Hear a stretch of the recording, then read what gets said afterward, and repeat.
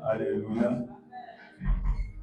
Le cœur, depuis vendredi, on sent que les cordes vocales sont en train de se chercher. Que Dieu vous bénisse fortement. Amen. Et le peuple de Dieu va vous soutenir avec des ovations.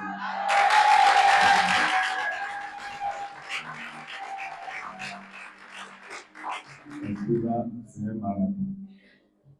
Que Dieu vous bénisse fortement. Amen. Alors, bien-aimés dans le Seigneur, soyez bénis. Je suis très heureux de nous retrouver au cœur de cette divine liturgie pour qu'ensemble nous puissions célébrer le Seigneur, célébrer sa parole. Je veux bénir le Seigneur pour tous les retraitants. Cette nuit a été longue.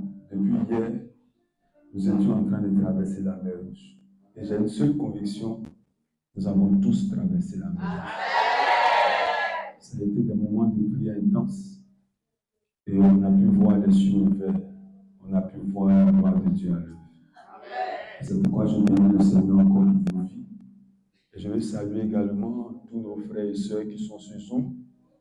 Je vois Olga Singo, je vois Justine Bois, je vois Maman Domoro, je vois Gomez, je sais que Mireille Agbès est quelque part, Christelle Adjoussou. Que Dieu vous bénisse fortement.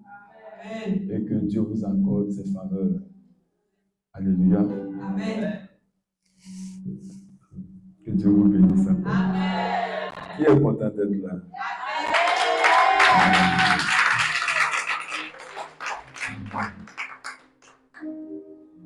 Alors, bien-aimés, ce matin, nous allons partager la parole de Dieu avec vous. Avant d'introduire ce thème, je veux dire à quelqu'un de baisser légèrement la tête. Tu vas baisser légèrement la tête. Et pendant que tu baisses la tête, regarde ton parcours. Ne regarde pas et ne fais pas le point et le bilan des difficultés, mais fais le bilan des instants de gloire que Dieu a pu te donner de voir. Tu vois, les instants de gloire. Regarde un peu ta vie. D'autres personnes à ta place ont succombé, sont mortes. Mais regarde un peu où tu es passé. À un moment donné de la vie, tu étais malade. On avait même annoncé que tu allais mourir. Mais la grâce de Dieu que nous servons t'a mis à part. C'est difficile au travail, mais certaines personnes n'ont même pas le pain quotidien. Tu espères de grandes choses, mais Dieu t'a donné un minimum qui est déjà le signe de sa gloire. Regarde ta vie. Aujourd'hui, c'est vraiment tu veux un changement. Mais le simple fait que la vie de Dieu en toi, c'est le signe de sa grâce. C'est pourquoi regarde ta vie. Et vois-la croître comme Dieu l'a fait croître. Ne regarde pas les difficultés. Les difficultés vont te faire honorer le diable. Mais regarde le parcours qu'il t'a vu faire. Regarde. De ton enfance. Regarde un peu dans les conditions dans lesquelles tu t'es retrouvé. Un frère me disait qu'il a fait presque 15 ans au dehors dans la rue. À ce moment-là, il était livré à la verdict des victimes de ce monde. Mais Dieu l'a mis à part. Parce qu'un jour, il devait se retrouver dans un lieu pour témoigner. Et sa vie est en train de le conduire vers ce lieu. Tu peux ne pas savoir où Dieu te conduit. Mais il y a beaucoup de choses qu'il a eu à faire qui te témoignent de ce que ça met sur ta vie. Regarde la gloire de Dieu. Ne regarde pas les œuvres du diable. Ne regarde pas ta souffrance. Ne regarde pas les choses que tu n'as pas encore obtenues. Mais regarde les choses que Dieu a faites déjà pour toi. Frère, milliers de personnes dans ces conditions ne seraient plus sur cette terre. Mais la grâce qu'il a faite de ta vie est l'espoir que tu dois avoir pour un lendemain meilleur. Il y a une guerre dans ce pays. Beaucoup de personnes sont mortes. Il n'y a rien en toi qui est meilleur que ces personnes-là. Mais la grâce de Dieu t'a mise à part. Elle t'a mise à part. Regarde ta vie, frère. Ce matin, Dieu va te faire passer à un autre niveau. Rien ne dépend de moi. Tout dépend de lui. Et c'est pourquoi il m'emmène à orienter ton regard sur ce qu'il a fait déjà. Si vous êtes fidèle dans de peu de choses, je vous accorderai de grandes choses. Si tu acceptes dans ton cœur, dans ton âme, que tout ce que ta vie a été est le reflet de la gloire de Dieu, Il accomplira des choses extraordinaires pour toi. Regarde ta vie, regarde ta vie. Regarde les difficultés que tu as connues, regarde. Pendant que tu les regardes, regarde son amour. Pendant que tu vois ton histoire, pendant que tu vois ces moments difficiles, mais regarde au bout de ces moments difficiles la gloire qu'il a manifestée pour toi. C'était peut-être la mort, c'était peut-être la prison, c'était peut-être quelque chose d'étrange, mais sa grâce a parlé pour toi. Et cette grâce va continuer de parler pour toi. 1000 sont tombés à droite, 10 000 sont tombés à gauche, mais il t'a mis à part. Il t'a mis à part. Il t'a mis à part. Et ce même Dieu qui t'a mis à part dans ces circonstances difficiles-là, ce même Dieu, ce matin, veut t'établir dans une autre dimension de ta destinée. Pendant que le cœur continue, je veux que le pianiste amplifie. Regarde ta vie. Regarde ta vie. Regarde ta vie. Regarde ta vie. Jusqu'à ce qu'à un moment donné, tu as voulu aller au suicide. Au suicide. Ton Dieu t'aime. Il ne t'a jamais abandonné. S'il a voulu que tu sois à ce moment-là, c'est pour que tu expérimentes la grandeur de son amour. Et il veut te communiquer son amour ce matin.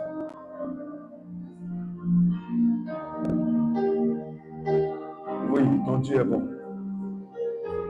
Regarde ces passages tortueux. Il t'a fait passer dans ces passages tortueux. Regarde les oppressions que tu as connues. Il t'a donné la victoire sur ces oppressions. Oui. Oui. Tu n'es peut-être pas marié aujourd'hui. Tu n'as peut-être pas d'enfant aujourd'hui. Mais il a fait des choses qui ont plus de valeur que ça. Si tu arrives à reconnaître cela, sa gloire sera abondante pour toi. Une femme pouvait dire, je ne suis plus de ce monde. Que deviendront mes enfants? Et une autre pouvait dire, je suis vivante et je n'ai pas d'enfant. À toutes les occasions, il y a l'équilibre. Rends grâce à Dieu ce matin. Rends grâce à Dieu ce matin. Rends grâce à Dieu ce matin. Rends grâce à Dieu ce matin. Rends grâce à Dieu ce matin.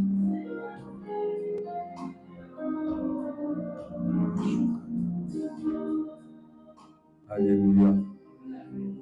Bien-aimé, il faut aimer ton Créateur. Il faut l'aimer. L'amour que tu vas manifester pour lui, la considération que tu vas donner à la grandeur de son nom, va amener Dieu à qualifier ta destinée pour une gloire. Apprenons à être reconnaissants de ce que Dieu a fait pour nous. Alléluia. Alléluia. Ton Amen n'est pas vivant. Alléluia. Voilà, Jésus. Alors, bien-aimés dans le Seigneur, la présence de Dieu est bonne pour nous. Et au cœur de cette retraite, je vais partager avec vous un thème important pour vous amener à opérer dans un monde de possibilités illimitées. Et il y a une clé que Dieu nous donne pour baigner dans cette sphère de gloire. Et cette clé que Dieu nous donne, c'est la foi. La Bible la définit comme la ferme assurance des choses qu'on espère, la démonstration des choses pour lesquelles nous manifestons notre compréhension de Dieu. Mais bien aimé, le constat que nous faisons, c'est que la foi, parfois, différencie les hommes. Il y a des gens qui croient peu, ils obtiennent quelque chose. Il y a d'autres qui croient plus, et souvent ils n'obtiennent rien. Je veux te dire ce matin que toutes les réalités de la vie qui se présentent à nous nécessitent un niveau de foi pour expérimenter un accomplissement. La situation que Paul vit nécessite un type de foi qui est adapté à l'histoire de Paul et à sa connaissance de Dieu. La situation qui se présente à Jean nécessite un niveau de foi pour qu'ils puissent expérimenter la gloire de Dieu. C'est pourquoi tu dois comprendre que la foi se mesure par des degrés et des niveaux. Et la Bible nous le dit. Il y a la foi, la grande foi. Et le niveau extrême, c'est l'esprit de foi. Et je veux que tu comprennes ces étapes-là. Parce que si tu ne comprends pas, tu auras une vie spirituelle, comme je le dis, en temps de scie. Aujourd'hui, ça va marcher pour toi. Demain, ça ne va pas marcher. La foi ne s'arrête jamais. Elle accomplit toujours la destinée des hommes. Si tu crois aujourd'hui, ta foi va t'amener à faire des expériences. Et ces expériences vont te qualifier à des degrés et à des niveaux de vie. Et quand nous lisons les Saintes Écritures, nous pouvons voir ces réalités-là. Bien-aimés, toute mission que vous avez, que Dieu vous donne, ces missions sont attachées à la foi. Si vous n'avez pas la foi, enfant de Dieu, votre vie va se conduire à la catastrophe. C'est la foi qui nous tient. La foi qui nous tient. Ceci parce qu'il faut la main de Dieu pour que vous puissiez remplir votre mission sur la terre des hommes. Mais la seule chose qui amène Dieu à agir dans nos vies, c'est la foi. Celui qui a la foi déplace Dieu du haut de son trône pour venir traiter des questions ici sur la terre. Et tu as besoin de la foi pour dominer dans ce monde-là. Bien-aimé, le résultat de tout un chacun, dans la poursuite de la vision que nous avons, la vision de Dieu sur la terre est fonction de la foi que nous mettons à l'œuvre. Bien-aimé, c'est la foi qui compte. Mais de quelle foi il s'agit? De quelle foi il s'agit? Vous pouvez convenir avec moi qu'un bébé n'a pas les mêmes réactions devant les épreuves qu'un enfant qui a 5 ans, 6 ans. Et vous verrez avec moi aussi qu'un enfant de 6 ans n'a pas les mêmes réactions devant les réalités qu'un enfant de 15 ans, de 20 ans. Au fur et à mesure qu'on évolue en âge, les circonstances de la vie se présentent à nous sous d'autres facettes. Et vous pouvez voir un enfant qui va jouer avec un serpent. Vous pouvez voir un enfant de 4 ans qui n'aura pas peur, peut-être même, de toucher au feu, parce qu'il n'a pas la connaissance de la réalité qui s'impose à lui. C'est la même chose. Dans le mystère de la foi, il y a des réalités qui doivent nous amener à manifester un niveau de détermination et d'attitude. La foi de certaines personnes produit des fruits et la foi de d'autres ne produisent pas. La foi de la Bible se définit et se mesure par des degrés. Et l'un des éléments qui peut nous amener à illustrer cela, c'est Matthieu, chapitre 14. Dans ce livre-là, c'est Jésus qui marchait sur la mer. Il allait vers ses disciples, qui étaient déjà allés dans la barque. Et Pierre, l'ayant vu, il dit, si c'est toi, maître, ordonne que je vienne à toi sur les eaux. Vous voyez, Pierre ne croyait pas qu'on pouvait marcher sur les eaux. Il avait attribué ce mystère-là au fantôme. Pour lui, c'est le diable qui avait la capacité de faire ces choses. Il ne croyait pas que son maître, qui avait accompli tant de signes, pouvait lui aussi marcher sur les eaux. Et donc il avait peur. Il dit, si c'est vraiment toi, et que tu es en train de marcher sur les eaux, ordonne pour que je vienne à toi. Et la Bible dit, Jésus lui a dit, viens. Et quand Jésus lui a dit cela, Pierre a commencé à marcher sur les eaux vers Jésus. Mais à un moment donné, la Bible dit qu'il a vu le vent qui était fort. Il a eu peur et il a commencé à s'enfoncer. Et il s'écria, disant, Seigneur, sauve-moi. Sauve-moi. Il a commencé. La foi l'a mis à un certain niveau, mais il n'est pas allé plus loin. Comme beaucoup parmi nous. Expérimente des choses, ça commence à venir. Et à un moment donné, les circonstances, les réalités de la vie éteignent ce qui a commencé. Pierre avait commencé à marcher sur les eaux. Là, il devenait une star. Commençait à marcher sur les eaux. Pierre connaissait les eaux parce que c'était un pécheur. Il connaissait la réalité des eaux. Mais se voir en train de marcher sur les eaux, c'est quelque chose d'extrême. Mais la Bible dit, il y a eu les vents. Pierre a commencé à avoir peur. Et la Bible dit, quand il a crié à Dieu, Jésus a étendu la main et l'a saisi. Et lui a dit, homme de peu de foi, pourquoi as-tu douté? Voilà la question que Dieu pose à chacun de nous. Homme de peu de foi, pourquoi as-tu douté? Voilà ce qui empêche le miracle de se réaliser. Le doute, la foi pour marcher sur les eaux n'est pas donnée à tout le monde. Mais Pierre avait commencé à le faire. Mais il a douté. Si vous voulez expérimenter Dieu dans sa grandeur, dans sa puissance, notre foi doit nous amener à aller jusqu'au-delà. Qu'est-ce qui a troublé la vie de Pierre? C'est les vents, les tempêtes. Elles seront là pour jauger votre niveau de foi. L'épreuve sera là pour vous amener à comprendre que la foi est une réalité qui supplante toutes les réalités naturelles. Dis-moi, frère, entre marcher sur les eaux, la mer que je vois ici à Bassam, et avoir peur du vent, lequel est plus compliqué à faire? Marcher sur les eaux. Marcher sur les eaux. Je vous ai expliqué ma mésaventure au bord de la mer avant-hier, tôt le matin, à 4 h du matin, ce que ça m'a coûté. Mais imaginons, Pierre commence à marcher sur les eaux. Et le vent vient lui faire perdre sa foi. Beaucoup au milieu de nous, comme le maître les a qualifiés, on a une petite foi. Or, la foi pour marcher sur les eaux, ce n'est pas n'importe quelle foi. Et le maître va lui dire, homme de peu de foi. La dimension de la foi récuse. Pour continuer à marcher sur les eaux, n'était pas en Pierre. Alors il a commencé à s'enfoncer. Il y a un type de foi qu'il te faut par rapport à la situation que tu vis. Il y a un type de foi. Pour marcher sur les eaux, on n'a pas besoin de la petite foi. C'est pourquoi Pierre a commencé à s'enfoncer.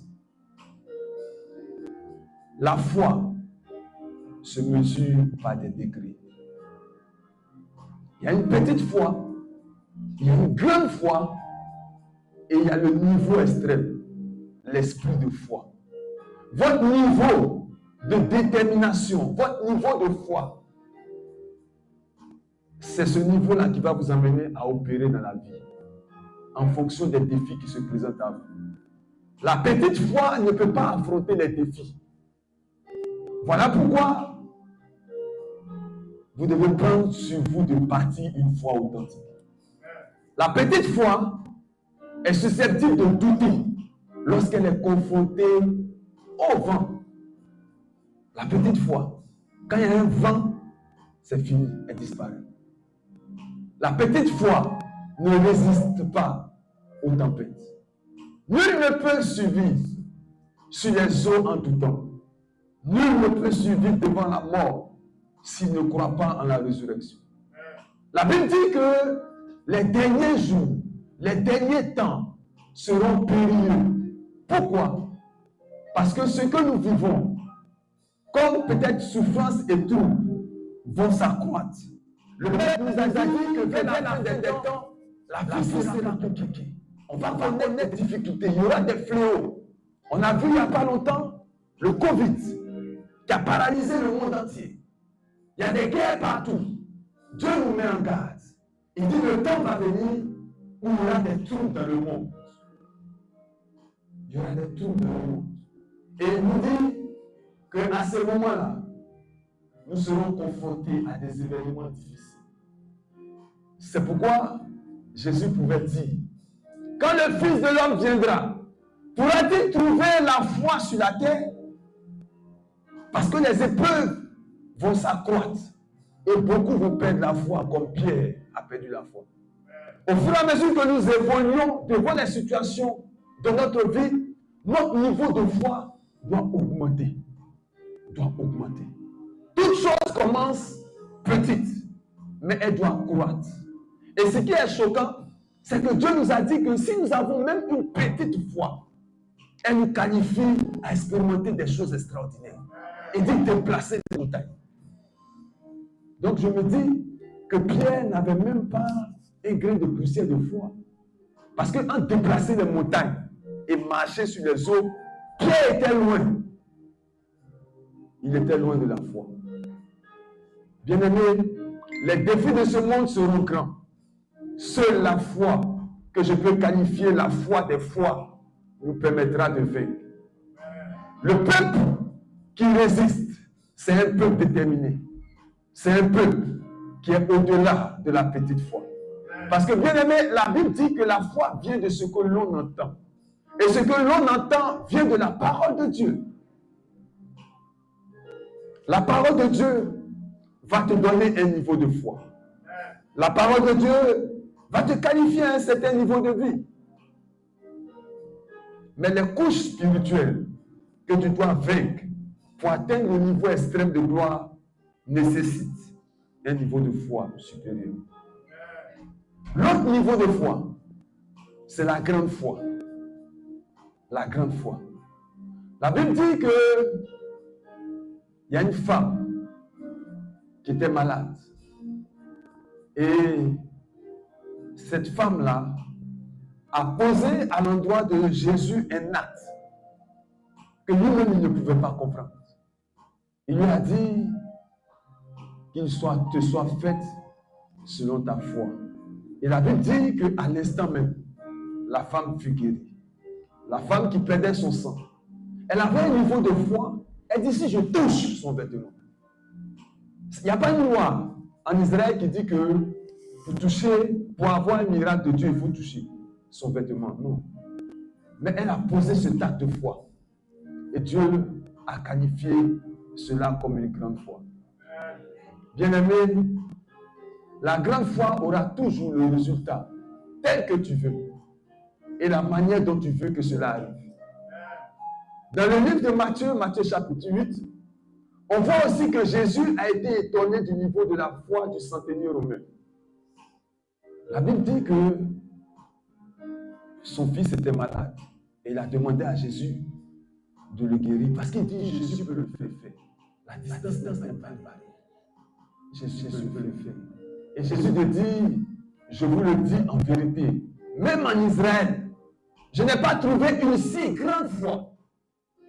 Pour dire, il y a des niveaux de foi qu'il te faut. Il y a des situations qui nécessitent des niveaux de foi.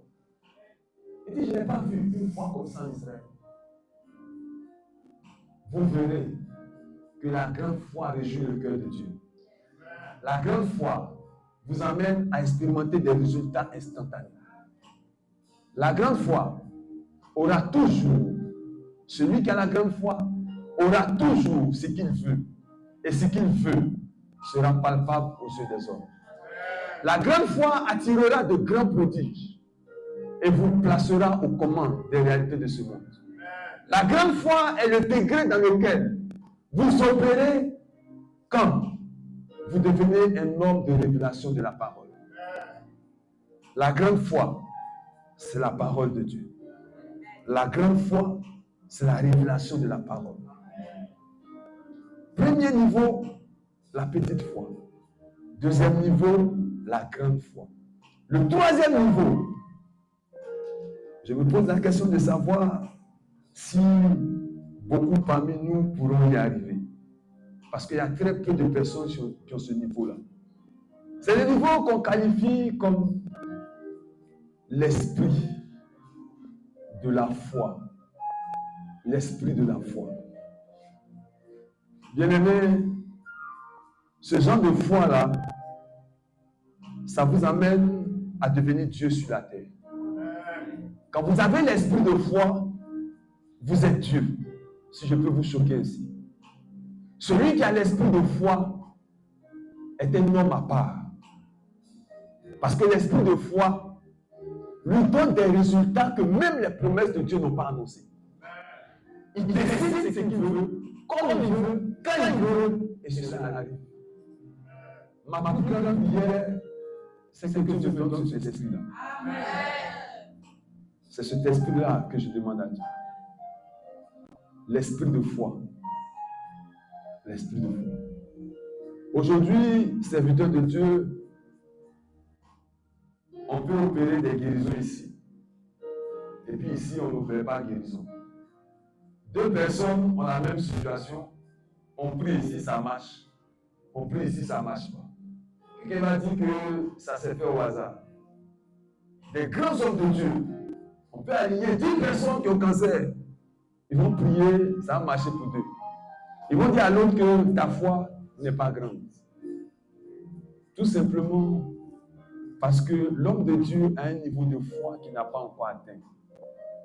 C'est l'esprit de foi qui t'emmène à soumettre toutes les circonstances à ta volonté. Toutes, sans exception. Et c'est ce niveau-là qui vous qualifie de véritable et authentique homme de Dieu. Celui qui a l'esprit de foi, il a l'esprit de résurrection. Il parle aux morts, ils viennent à la vie. Ce n'est pas parler à un mort ici et puis ça marche et puis l'autre ne marche pas. Et puis on va dire que son âme est déjà partie chez Dieu. Non, non, non, non, non. La même chose là. Quand tu fais chez Jean, tu fais chez Paul. Quand tu fais chez Paul, tu fais chez Jacques. Mais ça, c'est l'esprit de foi. Cet esprit-là, quand il vient t'animer, bien-aimé, tu ne parles plus, mais tu exprimes la parole de Dieu. Tu exprimes la parole de Dieu. Et à ce moment-là, ta confession devient une profession. Ça y est, c'est ton travail maintenant. Quand tu parles, ça vient. Il n'y a pas de calcul. Et à ce moment donné-là, tu ne vis plus conformément au monde naturel. Non. Toi, tu es sur la terre, mais tu es un être surnaturel. Tu es un extraterrestre, comme on peut le dire. L'esprit de foi, c'est un esprit qui est violent. Parce que c'est la folie de Dieu que tu exprimes. Celui qui a l'esprit de foi, bien-aimé, il incarne quelque chose d'autre. Et vous allez voir un récit dans la Bible qui démontre cette réalité-là. La Bible dit que quand Josué et Caleb, avec 10 espions, sont allés voir la terre de Canaan, les 10 espions disent que on a vu beaucoup de choses que Dieu a faites. On a vu le royaume qu'il a détruit. Mais ce qu'on a vu à Canaan, là, c'est pas possible. C'est pas possible même. On n'a qu'à arrêter de se blaguer. C'est pas possible. Mais Josué et Caleb ont stoppé ces personnes. Et la Bible dit, ils avaient un autre esprit. Et l'autre esprit qu'ils avaient, c'était l'esprit de foi. Cet esprit-là leur donne toujours de voir les choses à leur convenance. Des géants, ils disent qu'ils sont petits, c'est là même on va les taper. L'esprit de foi vous donne une autre vision de l'histoire de l'humanité. Celui qui a l'esprit de foi voit le cancer comme quelque chose qui ne peut pas exister. Celui qui a l'esprit de foi, il voit la mort comme quelque chose qui n'est pas une réalité. Celui qui a l'esprit de foi, il peut marcher sur les eaux. Il peut commander à la mer de se taire, de s'arrêter.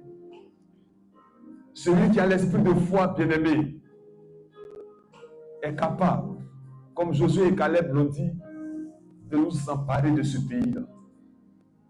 Là où il y a tes promesses, si tu as l'esprit de foi, tu vas posséder tes promesses comme rien n'était. Et celui qui a l'esprit de foi, il passe à une autre dimension de la vie spirituelle. Et je voulais raconter à un de mes enseignements, un père dans la foi, qui disait qu'un jour, il est revenu d'une mission et sa femme l'a interpellé pour lui dire, je suis allé à l'hôpital ce matin et on m'a dit que parce que je saignais, et le médecin m'a dit que je suis en train de faire une fausse couche, que le lendemain je devais venir pour qu'on enlève l'enfant. Et il a manifesté l'esprit de foi. Il lui a dit, envoie ma nourriture que je mange. C'est dans quelle Bible il est écrit que quand une femme saigne, l'enfant est mort? Si ça n'existe pas dans le plan de Dieu, c'est que ça ne doit pas exister dans ton corps. Envoie ma nourriture pour que je mange. et il a mangé. La femme, elle n'avait pas la foi. Le lendemain, elle est partie à l'hôpital. Le médecin fait l'échographie. Il dit, mais il n'y a rien. Qu'est-ce qui s'est passé hier? C'est l'esprit de foi qui agit ainsi. L'esprit de foi vous amène à voir les circonstances vraiment dans une autre façon de la vie. Jésus voit la mort, il dit, il se repose. Jésus voit les eaux comme un pont. Jésus dit à Pierre, il faut aller pêcher. Il dit, non, maître, ce n'est pas possible. L'esprit de foi change les circonstances en notre faveur. Ce qui n'était pas l'esprit de foi crée. Tu as besoin de l'esprit de foi. Nous sommes venus vivre une retraite particulière. Et on a vu la gloire de Dieu. On a vu la puissance de Dieu à l'œuvre. Et quand tu sors d'ici, il y a un esprit qui est attaché à toi. Mais cet esprit-là, tu dois le conserver. Tu dois le conserver par la foi. Et l'une des choses que le diable sait faire, c'est que là où il y a la foi, il vient pour semer l'ivraie. Il vient pour semer l'épreuve. Je vous l'ai dit, c'est quand Dieu a fini de parler et que le diable vient agir. Mais tant que Dieu n'a pas parlé, lui ne peut pas faire quelque chose. Donc quand Dieu parle, Dieu libère son esprit. Quand l'esprit de Dieu est en mouvement, le diable va venir opérer dans la chair pour vous perturber. Et c'est ce qui fait que chaque fois que vous êtes en train de marcher vers l'accomplissement, les choses deviennent plus difficiles. Parce qu'il y a un niveau de foi que tu devais manifester. Bien-aimé, je peux te poser la question, à regarder ta vie, quel est ton niveau de foi? Est-ce que même on peut t'inscrire sur la liste des hommes qui ont peu de foi? On dira non. On dira non. Bien-aimé, tu dois avoir la foi. Tu dois avoir le niveau de peu de foi. Tu dois avoir la grande foi. Mais surtout, Dieu doit te qualifier à l'esprit de foi.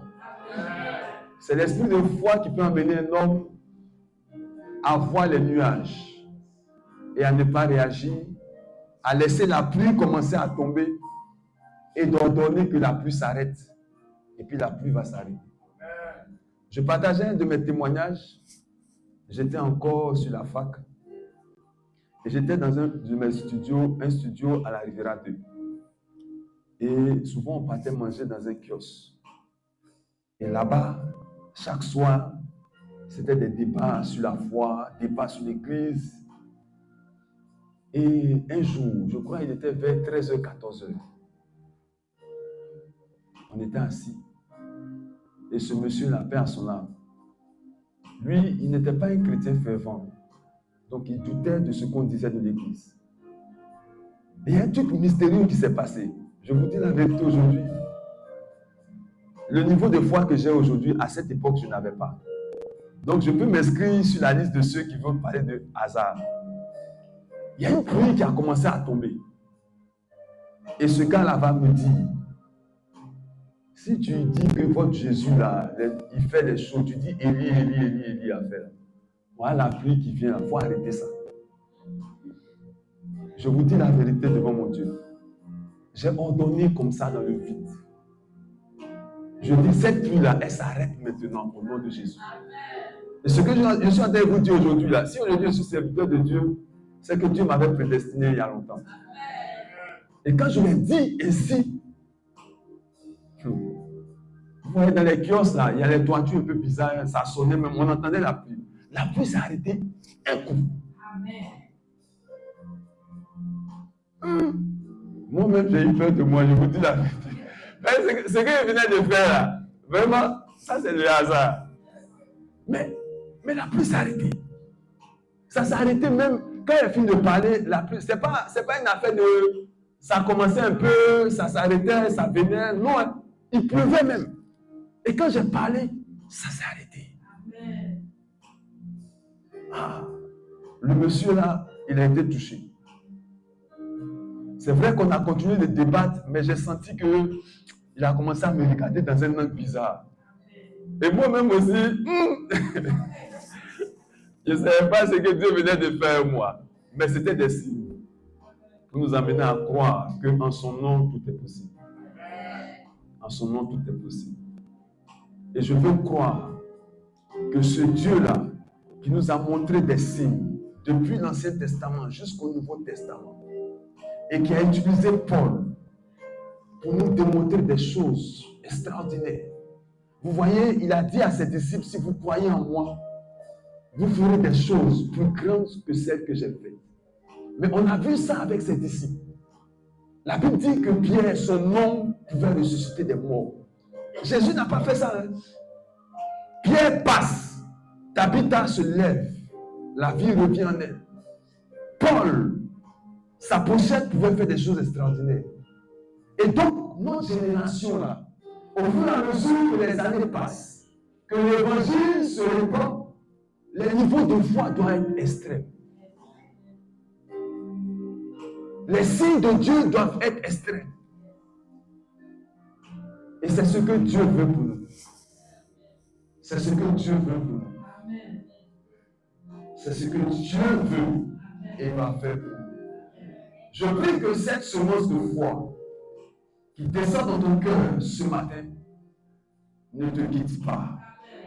Ne te quitte pas. La foi et une nourriture, ce sont les épreuves.